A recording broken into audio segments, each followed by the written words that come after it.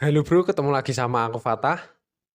Di video kali ini aku ingin membahas tentang meditasi ya bro. Jadi kita brainstorming mengenai meditasi. Nah, jangan lupa bro untuk subscribe channel ini dan juga like dan share kalau menurutmu ini berguna bagi saudaramu, teman-temanmu, atau keluargamu. Oke, kita lanjut. Mulai aja video ini, silahkan saksikan sampai akhir bro. Oke, let's go.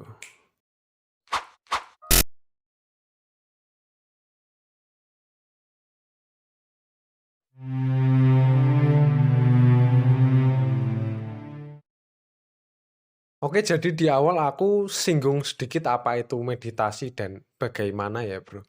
Jadi, bukan bagaimana tekniknya atau bagaimana, karena ini sudah banyak ya kalau kamu cari di Google atau di YouTube atau di mana teknik meditasi ini banyak, bro. Ada yang uh, dia fokus ke satu arah, ada yang dia membiarkan pikiran itu tetap liar. Tapi di sini aku nggak mau bahas itu. Jadi, aku mau membahas sedikit eh, mengenai filosofi dan eh, menyinggung sedikit kegunaan-kegunaannya ya. Oke, kita mulai aja. Meditasi. Meditasi ini salah satu teknik relaksasi, bro. Jadi, ketika kita ingin menenangkan diri, menenangkan hati, menenangkan pikiran, kita bisa menggunakan teknik meditasi. Tapi perlu diingat ini hanya salah satu cara untuk menenangkan diri, untuk relaksasi. Nah,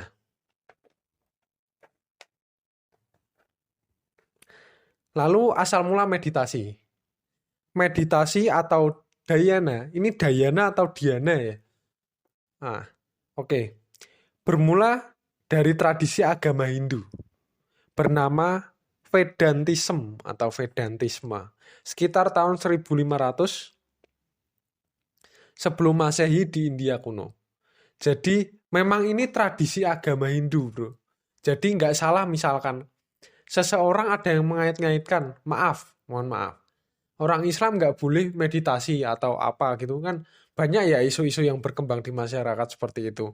Apalagi di media sosial ya bro. Nah, jadi nggak heran, cuman ini hanya awalnya. Untuk perkembangan-perkembangannya ini dikembangkan di agama-agama yang tidak Hindu lagi bro gitu. Jadi berkembang di Taoisme juga, jadi masyarakat Cina juga mengenal dengan yang namanya meditasi ini, dan masyarakat India tentunya. Ini agama-agama India. Lalu yang kedua ada manfaat meditasi. Manfaat meditasi yang pertama yaitu mencegah dan meringankan stres, depresi, dan kecemasan. Sesuai dengan tadi, relaksasi. Lalu yang kedua mengatur emosi dan melatih pikiran positif. Karena kita dengan relaksasi kita bisa mengatur yang namanya emosi, bro. Jadi emosi membawa kita bisa untuk mengatur pikiran. Ketika emosi kita stabil, ketika kita bisa menenangkan yang namanya emosi ini, kita bisa berpikir lebih jernih. Dan kita bisa berpikir dengan cara rasional.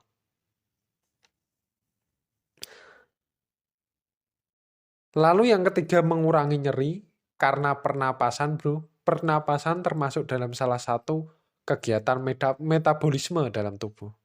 Yang keempat yaitu mencegah tekanan darah tinggi dan menjaga tekanan darah tetap normal. Lanjut yang ketiga yaitu hakikat meditasi. Meditasi itu digunakan sesuai kebutuhan atau sesuai takaran bro. Jadi meditasi ini bukannya suatu keinginan lagi ya. Ya memang di awal-awal bisa menjadi sebuah keinginan seseorang. Tetapi sebetulnya meditasi ini adalah suatu kebutuhan yang setiap orang ini sebetulnya perlu, bro. Dengan tujuan kita menenangkan diri. Nah, sesuai takaran ya memang. Karena kalau terlalu lama, mungkin kalau di zaman dulu ya kita sering mengenal dengan yang namanya topo atau bertapa. Itu terlalu lama, mungkin bertahun-tahun seperti itu.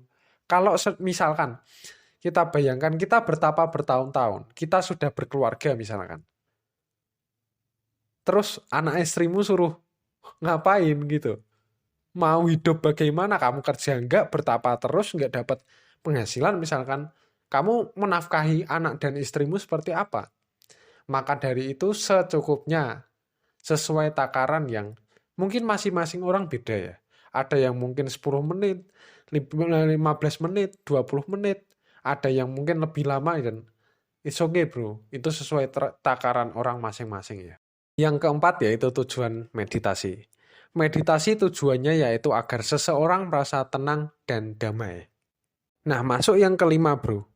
Jika dilihat dari asal-usulnya, memang meditasi ini adalah suatu tradisi ya. Ketika tradisi ini berkembang ya, kemungkinan besar yang bisa kita lirik yaitu gerakannya. Gerakan daripada meditasi. Tapi sebetulnya meditasi ini juga memiliki tujuan ya bro. Jika dilihat dari tujuannya, meditasi ini menginginkan ketenangan dan kedamaian. Jadi seseorang melakukan meditasi supaya tenang dan damai. Nah, sedangkan tenang dan damai ini kan kita nggak perlu meditasi juga. Maksudnya nggak harus meditasi. Kita melakukan hal lain yang dengan tujuannya sama, tenang dan damai, kita juga bisa mendapatkan itu. Maka dari itu yang pertama tadi adalah salah satu teknik relaksasi. Jadi meditasi hanya salah satu teknik relaksasi. Teknik relaksasi yang lain ada kok, banyak kok. Gitu. Salah satunya yang mau aku sebutkan yaitu teknik pernapasan atau deep breathing. Jadi kita menarik napas dalam-dalam, lalu dikeluarkan, dan itu juga bisa menghasilkan ketenangan. Nah, masing-masing orang berbeda ya. Ada yang dia mungkin cocok dengan meditasi gerakan. Ada dia yang cukup mempraktekkan deep breathing, dia sudah tenang dan damai.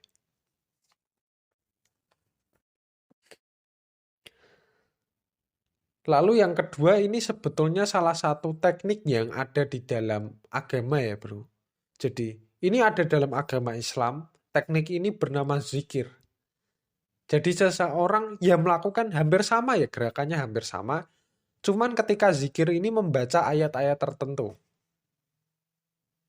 Nah tujuannya juga sama bro, yaitu tenang dan damai. Yang ketiga merenung atau kontemplasi. Jadi merenung atau kontemplasi ini biasanya kita lakukan ketika sedang sendiri ya bro. Dan ini dibutuhkan tempat yang tenang sebetulnya. Supaya lebih terasa nyaman. Nah, ini juga bisa membuat kita menjadi lebih tenang dan lebih damai. Apalagi ketika kita benar-benar dalam keadaan terpuruk atau stres. Ketika melakukan ini terasa lebih bisa memberikan jawaban bro kadang-kadang. Oke gitu bro, sesi brainstorming kita kali ini. Gimana menurutmu? Silahkan berkomentar ya bro. Dan terima kasih sudah mendengarkan podcast ini. Semoga bermanfaat and see you.